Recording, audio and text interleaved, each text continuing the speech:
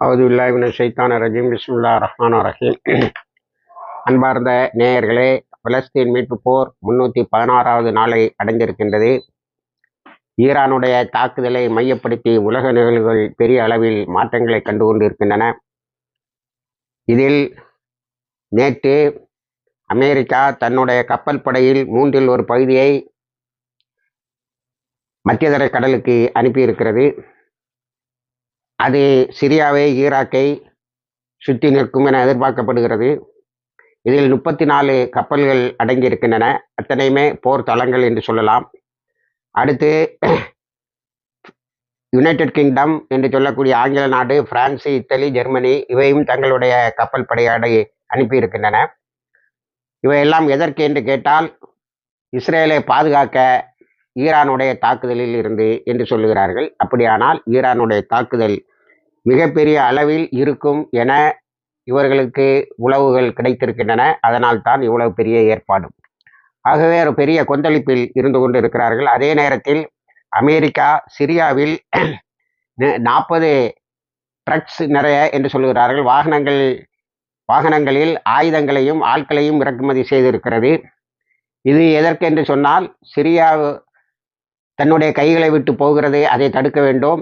ஆகவே ஏக காலத்தில் ஈரான், ஹிஸ்புல்லா, சிரியா, அவனுடைய இஸ்லாமிய போராளிகள் இவர்களெல்லாம் தாக்குவார்கள் என எதிர்பார்த்து கொண்டு வருகிறார்கள்.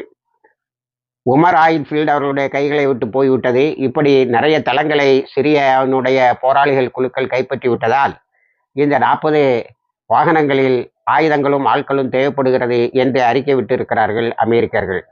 ஆகவே இந்த யுத்தம் நேரடியாக அமெரிக்காவுக்கும் போராளிகள் குழுக்கும் என்ற நிலையை எடுக்கிறது என்பதுதான் நாம் இவற்றிலிருந்து தெரிந்து கொள்கின்ற விஷயங்கள். இன்னொன்று, சிரியா அதனிடமிருந்து போன கோலான் ஹைட்ஸை தன்மைப்படுத்த தொடங்கி உள்ளது என்பது 2 நாட்களாகவே நாம் சொல்லி வருகின்ற செய்தி.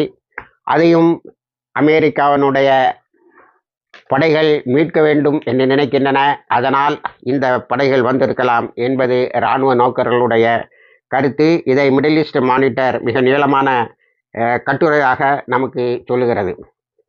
அடுத்து நாம் போராளிகள் குழுக்கு வருவோம் என்று சொன்னால், ஹமாஸ் தன்னுடைய தாக்குதலை தொடர்ந்து வருகிறது.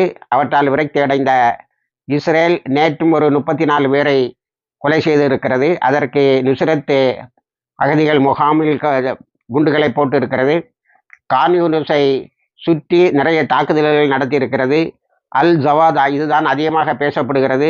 அல் சவாதா ஏரியாவில் அவர்கள் பொழிந்த குண்டுகள், சாப்ரா நெய்பர்ஹுட் என்று சொல்லக்கூடிய சாப்ரா வளாகத்துக்குள்ளால் அவர்கள் போட்ட குண்டு, இவற்றிலெல்லாம் 34 பேர் இறந்திருக்கிறார்கள். பலர் காயமடைந்திருக்கிறார்கள். மொத்தமாக 40,074 பேர் ஷஹீதாகியிருக்கிறார்கள். 92,537 பேர் காயமடைந்திருக்கிறார்கள். ஆனால் நேற்று இஸ்ரேலுக்கு மிக மோசமான நாள் காசாவில் என்று சொல்ல வேண்டும். இந்த ஷஹீதுடைய உயிருக்கு அது நிறைய விலையை தந்திருக்கிறது. அல் ஜைத்தூன் பகுதியில் இராணுவத்துக்கும் இஸ்ரேலிய இராணுவத்திற்கும் நெட்சாரம் ஆக்சிஸ்க்கு இருந்த தொடர்பை போராளிகள் துண்டித்து விட்டதால் அவர்களுக்கு ஆட்களும் ஆயுதங்களும் உணவும் தேவைப்பட்டது. அதை கொண்டு சென்ற வாகனத்தை முற்றாக அளித்திருக்கிறார்கள். அதில் ஒரு முக்கியமான கமாண்டர் இறந்து விட்டதாக சேனல் 12, அதாவது இஸ்ரேலிய ஊடகம் அறிவுறுத்துகிறது. இதில் குறையாமல் 60 பேர் இறந்திருக்கலாம் என்று ஹமாஸ் தரப்பினர் கூறுகின்றார்கள். அதே போல இன்னொரு செக்யூரிட்டி இன்சிடென்ட் என்று இஸ்ரேலிய ஊடகம் சொல்லுகிறது. இந்த செக்யூரிட்டி இன்சிடென்ட் என்பதெல்லாம் ஒன்றிலே இவர்களுக்குள்ளால் அழித்து கொண்டது, அல்லது இப்பொழுது இஸ்ரேலிய இராணுவத்தினர் செய்து கொள்ள தற்கொலைகளும் இதில் அடங்கும். அதில் அந்த செக்யூரிட்டி இன்சிடென்ட்ல 11 பேர் காயம்பட்டதாக சொல்கிறார்கள். இந்த அல் ஜைத்தூனுக்கு சென்ற பாதையில் விழுந்த பணங்களையும் இந்த செக்யூரிட்டி இன்சிடென்ட் என்று சொல்லக்கூடிய பாதுகாப்பு விபத்தில் காயம்பட்ட 11 பேரையும் இஸ்ரேலிய ஹெலிகாப்டர்கள் வந்து புறக்கி சென்றிருக்கின்றன. அடுத்து ஹமாஸ் தாக்கிய தாக்குதலில் டெல் அவீவில் மிகப்பெரிய தீ எரிந்து கொண்டு இருக்கிறது. அதில் 4 இடங்களில் தீ எரிந்து கொண்டு இருக்கிறது. முதலில் 4 தீயணைப்பு படைகள் வந்தன.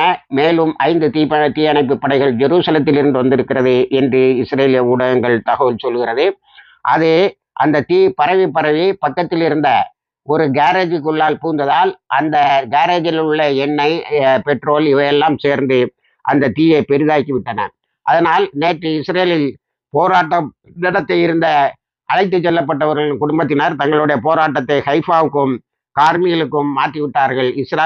டெல்லவியினுடைய தொலைதூரத்தில் நார்த் ஆப் டெல்லவியில் அவர்கள் ஒரு சின்ன போராட்டத்தை நடத்தி நத்தியானுவை ரிசைன் பண்ண வேண்டும், உடனே ஒப்பந்தத்தில் கையெழுத்து போட்டு அந்த மிஞ்சி இருக்கின்ற அழைத்து செல்லப்பட்டவர்களை அல்லது கேப்டிவ்ஸை உடனே விடுவிக்க வேண்டும் என்றும் அந்த மக்கள் போராடி இருக்கிறார்கள். அடுத்து அல் கராரா என்ற இடத்தில்தான் நேற்று அதிகமாக குண்டுகளை வீசியது இஸ்ரேல இராணுவம். இன்று 60 பேர் அப்ராக்சிமேட்டா அங்கே அழிக்கப்படுகின்ற அளவில் நேரடியாக தாக்குதல் நடந்திருக்கிறது. அதை இஸ்ரேல இராணுவத்தை சேர்ந்த ஒருவர் ஹீப்ரு மொழிக்கு கொடுத்த பேட்டியில் சொல்லியிருக்கிறார். முதலில் நாங்கள் சென்ற வாகனங்கள் தாக்கப்பட்டன, தாக்கியவுடன் நாங்கள் அந்த வாகனத்தில் இருந்து சிலர் காயப்பட்டவர்களை தவிர மீதி இருந்தோர் எகிரி குதித்து தாக்கியவர்களை தாக்க முற்பட்டோம். ஆனால் அதற்குள்ளால் அவர்கள் திடுதிடுப்பென எங்களை தாக்கிவிட்டு நான் மட்டும் உயிரோடு இருக்கிறேன், மீதி எல்லோரும் காயம்பட்டார்கள் அல்லது அழிக்கப்பட்டு விட்டார்கள். அவர்களை ஹெலிகாப்டரில் வந்து புறக்கி சென்றது. அவர்கள் எங்களை தாக்கிவிட்டு அவர்கள் திரும்ப போய்விட்டார்கள், அதற்குள்ளால் மறைந்து விட்டார்கள் என்று சொல்லியிருக்கிறார். இது ஒரு பெரிய பாடத்தை சொல்லுகிறது, எப்படி அந்த போராளிகள் தங்களுக்கு எந்த சேதாரமும் வராமல் எதிரிகளுக்கு சேதங்களை உண்டு பண்ணுகிறார்கள் என்று. இப்படி சொல்லிவிடுவதால் அவர்கள் அப்படியே எண்ணிக்கையில் குறையாமல் இருக்கிறார்கள் என்று பொருள் அல்ல. நான் அடிக்கடி சொல்வது போல இது ஜிஹாது களம், அவர்களிடத்திலே நிறைய ஷஹீதுகள் இருப்பார்கள், ஷஹீதுகள் இல்லாமல் ஜிஹாது களத்தில் வெற்றி இல்லை என்பது மீண்டும் ஒரு முறை நாம் நினைவில் கொள்ள வேண்டிய விஷயம். ஆகவே நேற்று நடந்த அந்த தாக்குதலில் அவர் மிகவும் சாதுரியமாக தாக்கிவிட்டு திரும்ப சென்று விட்டார்கள் என்பதை இஸ்ரேலிய இராணுவத்தினரை ஒத்துக்கொள்கிறார்கள். அல்லது அதே போல இஸ்ரேலிய இராணுவத்தினுடைய ஹைட் அவுட் என்று சொல்கிறார்கள். அதாவது காசாவில் ஒரு பகுதியில் அவர்கள் ஒளிந்திருந்திருக்கிறார்கள், அதை ஒரு சூசைடு ட்ரோன் மூலம் தாக்கி இருக்கிறார்கள். நேற்று நிறைய பிடங்களை அள்ளி சென்றிருக்கிறார்கள், அதற்கும் ஹெலிகாப்டர் வந்திருக்கிறது. இப்பொழுது நாம் பார்த்தால் 3-4 இடங்களுக்காக ஹெலிகாப்டர்கள் திரும்ப திரும்ப வந்து சென்றிருக்கின்றன. அடுத்தது நெத்தன்யாஹூ அவரை நன்றாக பாதுகாத்துக் கொள்கிறார். இப்பொழுது போராளி குழுக்கள் அதையும் ஒரு கோஷமாக வைத்து இருக்கிறார்கள். நீ உன்னை பாதுகாத்துக் கொள்கிறாய், ஆனால் எங்களை எல்லாம் தெருவில் விட்டு விட்டாய், நாங்கள் பதுங்கு குழிக்கு பக்கத்திலேயே வாழ்ந்து கொள்ள வேண்டியது இருக்கிறது. கிடைக்கின்ற சந்தடி சாக்கில் ஒரு சின்ன போராட்டத்தை அவர்களுடைய எதிர்ப்பை தெரிவிக்கிறார்கள். 316 நாட்களாகவும் அவர்கள் போராடி கொண்டு இருக்கிறார்கள், எந்த பலனும் இல்லை, இதுதான் போராட்டங்களின் முடிவு என்பதை சொல்லாமல் சொல்லுகிறார் நெத்தன்யாஹூ. அடுத்து நாம் ஹிஸ்புல்லாவுடைய பகுதிக்கு வந்துவிட்டால் வெஸ்ட் பேங்கை முதலில் பார்த்து விடுவோம். மேற்கு கரை தான் இப்போ முக்கியமான ஒரு பங்கை வகிக்கிறது. மேற்கு கரையில் நடக்கின்ற தாக்குதல்கள் அதிகரித்திருக்கின்றன. நேற்று கில்கிலாவில் செட்டிலர்ஸ் இங்கே பூர்வீக குடிகளை தாக்கிவிட்டு அவர்களை கொள்ளை அடித்து விட்டு போனார்கள். ஆனால் இன்று அதிகாலையில் அவர்களில் 28 பேர் கொலை செய்யப்பட்டிருக்கிறார்கள், 256 பேர் காயமடைந்திருக்கிறார்கள். இப்படி ஒரு பயங்கர தாக்குதலை போராளிகள் குழுக்கள் செட்டிலர்ஸ் என்று சொல்லக்கூடிய வந்தியர்களின் குடியிருப்புகளின் மீது நடத்தியிருக்கிறார்கள். நீங்கள் பாதுகாப்பாக இருந்து கொண்டு இராணுவத்தினுடைய உதவியோடு எங்களை கொள்ளையடிக்க முடியும் என்று சொன்னால், உங்களுடைய இராணுவம் தூங்கி எழுந்திருப்பதற்கு முன்னால் உங்களை நாங்கள் தாக்க முடியும் என்று காட்டியிருக்கிறார்கள். அதை சேனல் 12 ஒரு அனாலிசிஸ், ஒரு ஆய்வாக வெளியிட்டு அது சொல்லுகிறது. இப்பொழுது 338 ஆபரேஷன், அதாவது 338 தாக்குதல்களை மேற்கு கரையில் இருக்கின்ற பகுதிகள் சந்தித்திருக்கின்றன. அது இவை 82%, 82 விழுக்காடுகள் அதிகம்.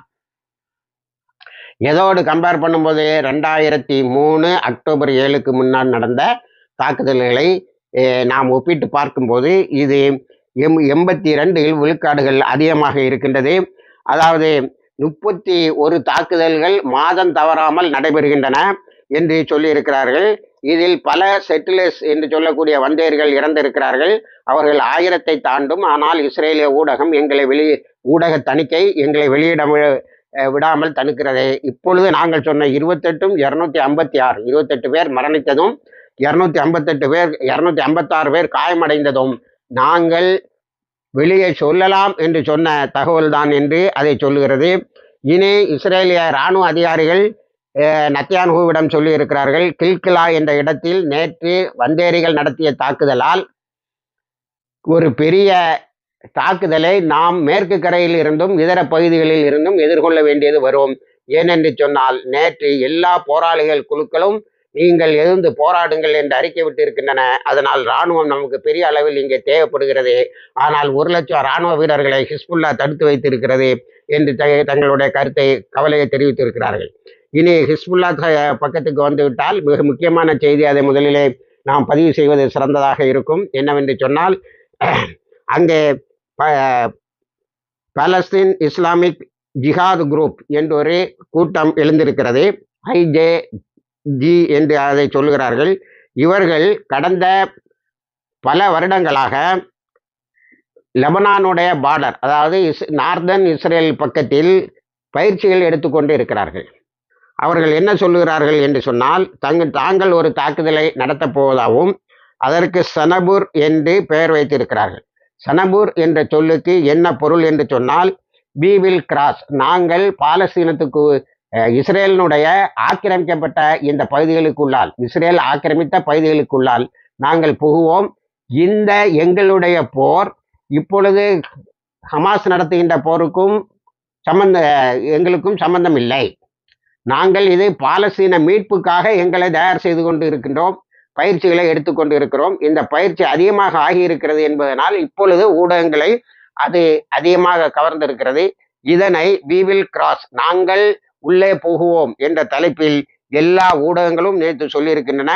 இராணுவ நோக்கர்கள் இந்த ட்ரில்ஸ்ன்னு சொல்லக்கூடிய இந்த பயிற்சி அதிகமாக இருக்கிறது. 5 கிலோமீட்டர் வரைக்கும் இந்த இஸ்ரேலால் ஆக்கிரமிக்கப்பட்ட நார்தன் இஸ்ரேலுக்கு உள்ளால் வந்து சென்று போய்கொண்டு இருக்கிறார்கள். பயிற்சி உள்ளேயே நடைபெறுகிறது என்று சொல்லியிருக்கிறார்கள். அவர்கள் இன்னொன்றையும் சொல்லுகிறார்கள், இந்த போர் நிறுத்தம், பேச்சுவார்த்தை இவையெல்லாம் எங்களை கட்டுப்படுத்தாது.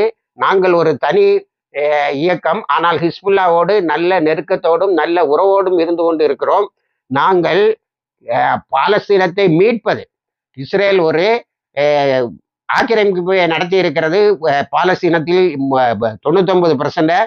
நாங்கள் என்ன செய்வோம்னா, அதை மீட்பதற்காகத்தான் நாங்கள் இந்த ட்ரெயில் எடுக்கிறோமே தவிர, நாளைக்கே போர் நிறுத்த ஒப்பந்தம் வந்து விட்டால் நாங்கள் நிறுத்துவோம் என்று இல்லை, அல்லது ஈரானும் ஹிஸ்புல்லாவும் பழி தீர்த்து விட்டால் நாங்கள் எங்கள் போரை நிறுத்துவோம் என்றில்லை. இது முழுமையான இஸ்ரேலில் இருந்து மொத்த பாலஸ்தீனை மீட்பதற்கான போர் என்று அறிவித்திருக்கிறார்கள்.